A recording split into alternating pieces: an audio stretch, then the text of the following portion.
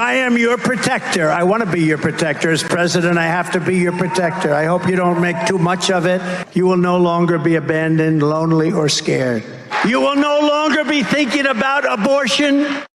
Trump is going to make a determination what he thinks is great for the country and what's fair for the country. But the fact that I was able to terminate Roe v. Wade after 50 years of trying, they worked for 50 years. I've never seen anything like it. They worked, and I was so honored to have done it. Well, I did something that nobody thought was possible. I got rid of Roe v. Wade. And by doing that,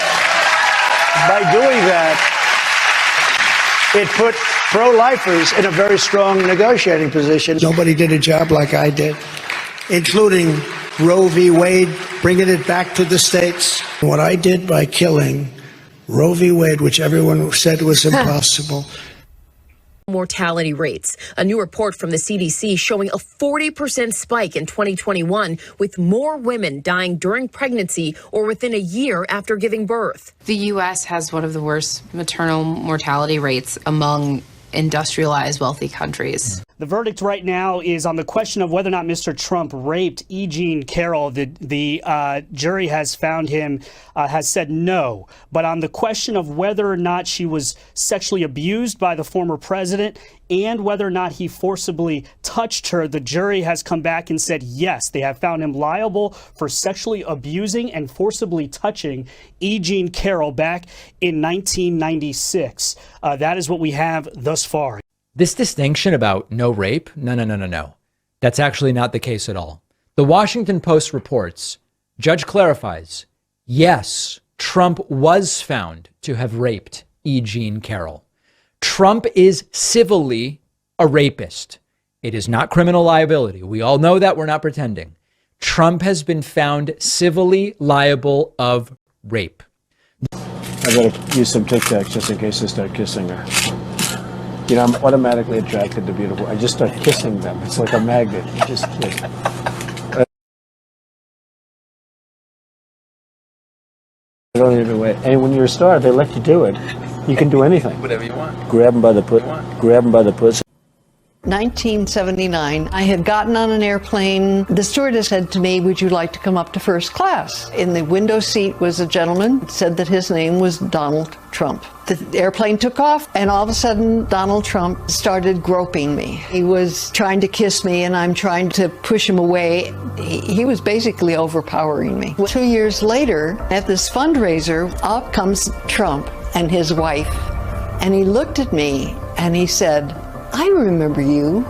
You're that from the airplane." Describing what she says happened backstage with Trump at a Miss USA pageant. Our first introduction to him was when we were at the dress rehearsal and half naked changing into our bikinis. Tasha Dixon detailing her discomfort. To have the owner come waltzing in when we're naked or half naked in a very physically vulnerable position, and then to have the pressure of the the people that work for him telling us to go fawn all over him, go walk up to him, talk to him, get his attention. She describes feeling helpless. Who do you complain to? He owns the pageant.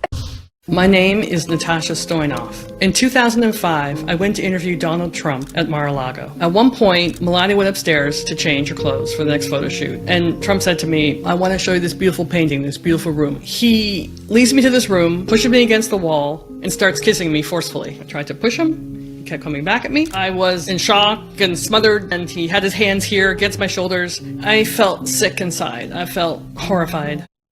Natasha, there are 25 total women who have accused Donald Trump of some form of sexual misconduct. Their stories range from your story to Ms. Lee's story to E. Jean Carroll's story. You could go on and on and on.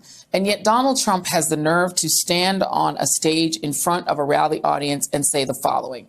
Take a look at what Donald Trump said recently about women. I am your protector. I want to be your protector. As president, I have to be your protector. I hope you don't make too much of it. You will no longer be abandoned, lonely, or scared. You will no longer be thinking about abortion.